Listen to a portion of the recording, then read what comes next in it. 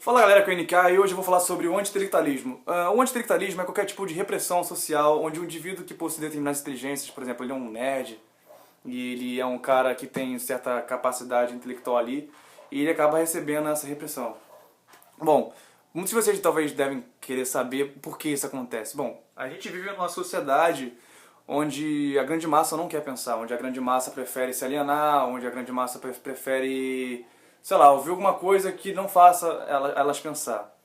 E essas pessoas, que no caso os intelectuais, são reprimidos justamente porque eles não conseguem se encaixar na massa. Então o tempo vai passando, ou eles tentam se adaptar, ou eles tentam procurar o seu nicho, o tempo vai passando e as coisas vão acontecendo. Muitas pessoas que acabam não conseguindo se adaptar acabam ficando deprimidas ou simplesmente não conseguem se encaixar naquele grupo. Por exemplo, eu mesmo fui um grande exemplo disso. Eu, no meu ensino médio, eu convivi com várias pessoas que pareciam que não queriam pensar sobre nada, só queriam se divertir. Claro que eu gosto de me divertir, eu adoro a diversão. Porém, tem um certo limite para isso. Então, por exemplo, toda vez que eu tentava trazer algum assunto, algum questionamento, alguma história científica para eles entenderem ou acharem coisa legal, geralmente não surtia efeito, entendeu? Eu tinha que trazer alguma coisa, uma coisa idiota, alguma coisa palhaça, até porque eu também tenho o meu lado palhaço.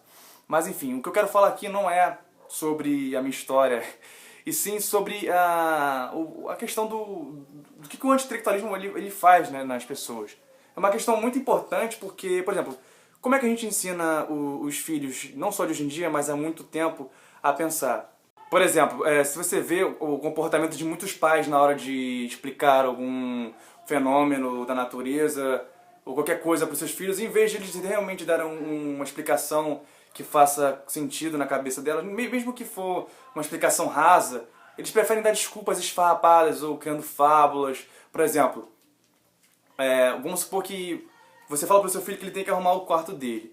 Aí você fala que ao invés de por motivo real, que é para não acumular bactérias, ácaros, ou simplesmente por questões culturais de pessoa achar que você é uma pessoa porca, não, o que você faz? Você inventa uma criatura que é o bicho-papão. Você fala que se a pessoa não fazer aquilo, a criança no caso, aquela entidade vai lá e vai te fazer mal se você não obedecer o seu responsável. Outro fator, por exemplo, muitos pais quando falam que, quando as crianças perguntam, pai, porque o céu é azul, ou porque as plantas são verdes, ou porque, sei lá, o sol é uma estrela. Claro que uma criança não vai ter esse nível de pergunta, mas ela sempre vai estar questionando a própria existência, porque todo ser humano, todo ser vivo, conforme ele vai, como no caso do ser humano também, né, ele vai questionando a própria existência, e não só a existência, mas o mundo que o cerca.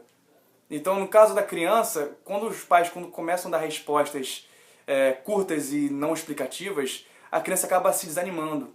Porque, por exemplo, se você fala aqui para ela que o céu é azul porque é azul, ou porque a planta é verde porque é verde, vai chegar a um certo ponto que ela vai estar tão conformada em aceitar tudo como é e não questionar, que quando chegar momentos da vida dela onde ela realmente tem que tomar uma decisão, e para isso, em vez de ela simplesmente refletir, não, ela simplesmente vai, ela não vai pensar. E isso acaba gerando uma grande probabilidade dessas pessoas se ferrarem na vida. Claro que eu posso estar fazendo algum tipo de extremismo ou algo do tipo, mas é uma questão de simples criação, tá entendendo? Aí você molda um filho que vai chegar a um certo ponto que ele não vai querer mais ter conhecimento. Ele vai achar conhecimento uma coisa chata, ele vai achar conhecimento uma coisa idiota, sendo que conhecimento dá poder, conhecimento te dá capacidade de fazer coisas que pessoas que não sabem não poderiam entender e nem saber como fazer, porque elas não sabem. Só que não, os pais continuam com essas respostas, então ele acaba vendo um jovem alienado que não quer saber de nada, só quer saber de coisas que deixem eles em questão deixam eles dopados, tá entendendo? E aí entra uma parte muito interessante e perturbadora da questão, é que se você tem uma criança que foi modelada desde a infância até a adolescência, que ela não é questionada, ou seja, você já tem um cérebro moldado a não se questionar, claro que pessoas mudam, mas nem todas, eu estou dizendo a grande massa que realmente não quer se questionar, ela tem uma tendência a ser manipulada, exatamente essa palavra, porque uma pessoa que não questiona é controlada por aqueles que se questionam. Não todos, né? Porque tem pessoas que tentam ajudar as pessoas através das perguntas, através do querer, do saber. Um bom exemplo de manipulação por falta de questionamento é no caso dos pais. Muitos pais Primeiramente, todos os pais, todo responsável tem direito, tem sim a sua autoridade dentro do seu terreno privado, até porque ele construiu, não somente ele construiu, mas ele é o cara que sustenta, então ele tem uma certa autoridade ali, porque aquele território privado é do cara, tá ligado? Mas tem uma questão que é o seguinte, o fato do cara ser o dono do local não significa que tudo que ele diz é a verdade, é o absoluto, é o que deve ser obedecido, tá entendendo? O que o jovem tem que entender ali é que tudo existe uma razão. E se tem uma razão, você tem que saber se aquilo faz sentido para você obedecer. Né? Porque o que eu mais vejo, cara, são filhos meio mongolóides da vida. É a pessoa perdendo a amizade porque os pais não quiseram, ou não só os pais, ou o responsável, ou perdendo relacionamento, perdendo qualquer tipo de namoro, amizade, coleguismo, por puro falta de questionamento. Tudo isso por falta de questionamento. E essa questão que eu ensinei, que eu demonstrei pra vocês, dos filhos que foram criados sem questionamento, é justamente um reflexo de como esses pais foram criados no passado, tá entendendo? Eles foram conduzidos a pensar que o conhecimento é uma coisa chata, é uma coisa estúpida e é uma coisa desnecessária. Sendo que tudo é relógio, você vê por exemplo, sua volta, sei lá. Esse jogo pirata, Avatar, não sei se dá pra ver direito, você pode jogar esse jogo e achar ele foda pra caralho. O Avatar é um jogo meio bosta, não sei se tem... Eu não joguei Avatar, deixa eu ver aqui. Ok, Tony Hawk. Tony Hawk é um jogo interessante, que o Tony Hawk. Quando alguém que joga isso aqui e achar muito interessante, ela pode falar, pô, jogo legal, tem vários engines interessantes, mas ela tá esquecendo que justamente para isso aqui existir, tem que ter uma vontade, uma esperança de tentar entender, tá entendendo? De tentar criar, de tentar buscar uma nova forma de criar algo diferente. Por exemplo, de todos os jogos que você viu, por exemplo, isso aqui é só um exemplo, tá? Que as inteligências são poucos lugares no caso. Para esse jogo, ou para esse jogo, ele tem suas inteligências, ele tem o que foi modelado, o que foi questionado para ser feito, tá entendendo? Então, elas acabam vendo entretenimento por entretenimento. E elas esquecem que pro entretenimento existir, tem que ter uma mentalidade que construa aquilo, através do quê? Da própria inteligência. E outra coisa muito perigosa também é o fator religião. Primeiramente, eu quero dizer que a gente não dá pra saber se Deus existe ou não existe, no caso, cientificamente falando. Pra quem não manja muito da questão científica, vamos lá. Na ciência a gente tem uma coisa chamada epistemologia, que também na filosofia... Só que a filosofia é meio diferente, mas a questão da ciência a gente tem a hipótese e vamos supor, a Lua. A gente sempre vê a Lua, é um exemplo bem extremo, tá? A Lua existe, é uma hipótese, tá? Aí, você tá vendo a Lua de longe. Só que, pô, aquilo pode ser uma ilusão óptica, ou sei lá, vamos supor que, como os gregos falavam há muito tempo, aquilo na verdade é uma grande tela e na verdade não é uma lua, é um buraco e tá vindo uma luz ou um fogo, não sei exatamente.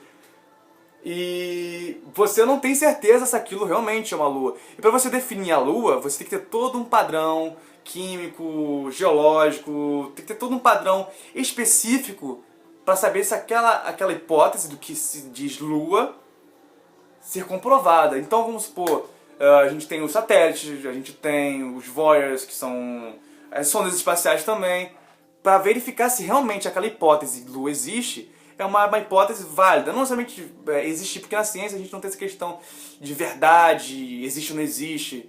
Tem a questão da probabilidade de existir, porque a gente está num campo onde a gente não sabe se pode ser uma coisa da nossa mentalidade ou se a coisa realmente existe.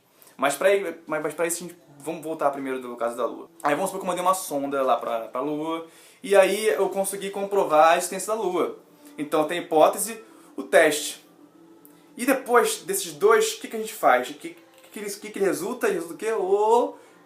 A teoria, exatamente a teoria. A teoria é o resultado da hipótese e o teste comprovado, que se demonstra em teoria. E por que aspas? Porque muita gente fala, cara, a ciência sempre está se enganando, sempre está descobrindo novas coisas. Porque, cara, a gente não é onisciente, a gente não sabe de tudo, então a gente trabalha, eu não sou cientista, mas é uma forma de dizer, através de testes, de testes controlados em laboratórios, para tentar entender, para ver se aquilo que a gente entende de realidade é realmente o que está acontecendo, entendeu? Agora eu vou poder falar da questão de Deus, porque a gente não pode acreditar no sentido científico, porque você pode falar, mas é Deus, eu sinto Deus. Bom, aí você vai entrar numa outra questão, que eu já estou entrando no caso da religião, que é, se você falar que sente Deus, comprova, sei lá, o Deus hebraico, então todos os deuses existem, porque todo mundo de uma religião, seja qualquer religião, até, sei lá, se você voltar no tempo, sei lá, os xamãs, os gregos, os egípcios, todos eles sentiam os seus deuses. Então isso não é comprovação de nada. Então, para a gente tentar entender essa visão de Deus, a gente tem que ter a comprovação dela factual, que vai sair além da hipótese, tá entendendo? Então você pode citar a Bíblia, mas a Bíblia também é só mais um livro sobre uma religião, assim como todas as outras religiões, e por aí vai. Agora eu vou te falar justamente porque a religião também é um problema. Primeiramente, nós não temos evidências concretas que Deus algum exista. Possa realmente existir que uma criatura, ou uma mente, ou 1000 mentalidades criaram todo esse universo, porque às vezes eu realmente acho, só que eu não consigo ver muito sentido nisso, porque se você observar as criaturas, elas estão meio que bioprogramadas para umas comerem as outras, se alimentarem delas e depois pegar um ambiente, explorar todo aquele ambiente, pegar ele para si, dominar. Você está falando, mas isso é coisa do capitalismo. Não é coisa do capitalismo. Isso aí é em escala menor, porque o ser humano ele tem uma capacidade de destruição maior que os outros seres, porque, você quer comparar uma formiga com um ser humano, você quer comparar enfim, você entendeu, tá vendo? Tanto é que se você pegar, sei lá, uma formiguinha, se toda aquela multidão de formiga, se ela pegar uma parte que já está devastada de mato, se algum animal, passar uma cabra comeu, ela vai procurar outro local, tá ligado? Um lugar que tem uma terra melhor pra ela, ou algo do tipo assim. Tudo bem. Aí seria a questão de como seria a visão de Deus, enfim, eu não conseguiria entender, a não ser, além de, sei lá, ele criou várias criaturas para se degladiarem num grande jogo MOBA, onde as coisas acontecem, mas enfim. Como não temos evidências de que não há nenhum Deus, nada comprovado, então a gente não tendo nenhuma comprovação de Deus, você pode falar também que tem questão de cura, mas aí você, tem um monte de gente que é da igreja, que tem câncer terminal e morreu. Eu conheço pessoas próximas da minha família que é temente a Deus, que adora, sei que lá, e tem uma vida horrível, você pode falar que cada Deus sabe de cada coisa.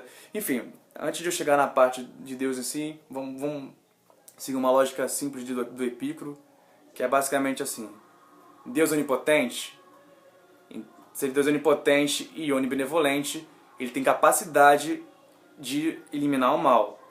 Deus tem a capacidade de eliminar o mal. Ele faz... Por que ele não elimina o mal de uma vez só? Aí fala, por causa que o Satanás, o mimimi, o pessoal acha que ele é robô. Aí você já tem a questão de Deus onisciente, de já saberia que tudo isso ia acontecer. Aí daí você vem falar de livre-arbítrio, mas não faz sentido no universo que ele foi... Literalmente tudo foi criado, tudo foi mentalizado.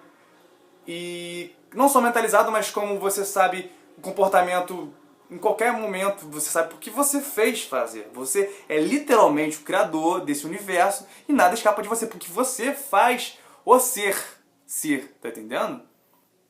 Então, por você fazer as coisas serem e acontecerem, você está controlando, tá entendendo? Não há livre-arbítrio onde o universo é totalmente mentalizado e agido através da vontade da própria criatura, no caso Deus. Enfim, agora voltando. E também você pode ver, todo dia tem notícia ruim pra caramba no noticiário. Se Deus existe e ele deixa essas coisas acontecerem, eu não tenho muito o que comentar. Mas enfim, eu não estou falando do Deus só hebraico não, porque tem várias religiões que não é Deus hebraico que pensam nesse Deus onibenevolente, que diz que é onibenevolente, mas escolhe um povo, que é onipotente, mas as coisas continuam na merda, que é onipresente, mas ao mesmo tempo não está em certos lugares, enfim. A questão é a seguinte: você não deve usar a fé como atributo de impulso para nenhum ser humano. Como assim? Você está mudando de assunto? Não estou mudando de assunto. Isso tem tudo a ver com a questão do anti-intelectualismo. A fé, o que é a fé? A fé é você acreditar sem evidências. Como eu falei, a gente não tem evidência nenhuma de Deus, tá vendo? E eu estou partindo pelo pressuposto da ciência, porque tudo que a gente faz é ciência. Ou é ciência, ou é aquela lógica, como é que eu vou te falar, dedutiva. E lógica dedutiva de Deus, você falar, olha o universo. Tem que ter um criador. Beleza, pode ter um criador, mas, tem que ser logo o seu Deus dos Hebreus, que se você analisar historicamente falando, é um Deus, uma religião nova, tá entendendo? É uma coisa que não tem muito cabimento, tá entendendo? Então você não deve usar, isso no caso se você tá querendo preparar o seu filho, ou se não necessariamente seu filho, ou você quer realmente ajudar uma pessoa a não se fuder muito na vida, porque o que eu mais conheço são pessoas que são facilmente manipuladas. Eu tenho um histórico de pessoas que são facilmente controladas pelas outras pessoas, e isso me incomoda profundamente, e é por isso que eu, dessa forma, também estou gravando esse vídeo, que é para ajudar as pessoas através do conhecimento, e elas perceberem que o conhecimento não é uma coisa chata, como eu já estou repetindo em todo o vídeo, isso já deve estar ficando chato, mas até cuspi. Mas como uma forma de autoajuda, tá entendendo? Como uma forma de fazer você engrandecer.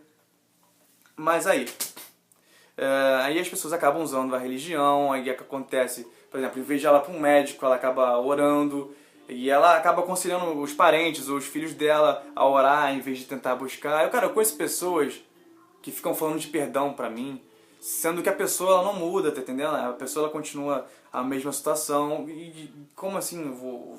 Perdão, tá entendendo? Não tem cabimento. Há coisas que a gente só pode perdoar se a pessoa ela for mudar. Não tem sentido nenhum em você falar, pô, eu te perdoo, se a pessoa ela vai continuar na mesmice, tá entendendo? É uma coisa sem cabimento. Aí no caso, por causa da fé, por causa da religião, as pessoas deixam de, sei lá, de curtirem os prazeres da vida mesmo, que eles falam que é o prazer da carne, e realmente da carne, eu acho que isso aqui é carne, átomos também, como, sei lá, você deixa de transar antes do casamento, porque é de onde que é errado, você diz que gays são abominações, porque tá na Bíblia que diz que tá errado, aí você fala, ah, não, mas o Levítico é uma parte, porra, se você tirar os gays dali, você também tá tirando várias coisas dali, tá ligado? É uma questão muito de malabarismo religioso, mas enfim. Você também vai falar que pessoas também que não acreditam, só porque o cara não acredita, ele vai pro inferno, e tem realmente essas coisas na Bíblia, é só você pesquisar, no caso os hereges, os ateus, mas enfim, cara, é uma questão, uma coisa assim, realmente sem cabimento. Mas toda essa coisa, toda essa questão da religião e da fé, ela tende a cair quando ela começa a se questionar, né? Enfim, galera, eu não estou tentando fazer apologia a ateísmo, apologia, sei lá, qualquer coisa assim. Eu estou tentando fazer apenas que vocês se questionem, tá vendo? Porque a vida é foda, a vida é foda. Eu não sou nenhum velho ou alguém que já se fudeu muito na vida. Até porque é meio difícil eu falar isso porque eu consigo lidar bem com as emoções, assim, pelo menos uma coisa minha, assim. Então, muita coisa que as pessoas no meu lugar sofreriam pra caralho, eu não sofreria pra caralho, tá entendendo? Mas justamente pela essa questão do questionamento, de tentar me policiar, tá entendendo? De tentar usar a ciência e a filosofia como caminhos pra não me fuder tanto nesse caminho que é a vida. Enfim, galera, esse foi o vídeo. Se você gostou, deixa o seu like. Se você gostou muito, sei lá, favorita, compartilhe com seus amigos. E é isso aí, cara. Muito valeu pela atenção e por ver até aqui. Falou!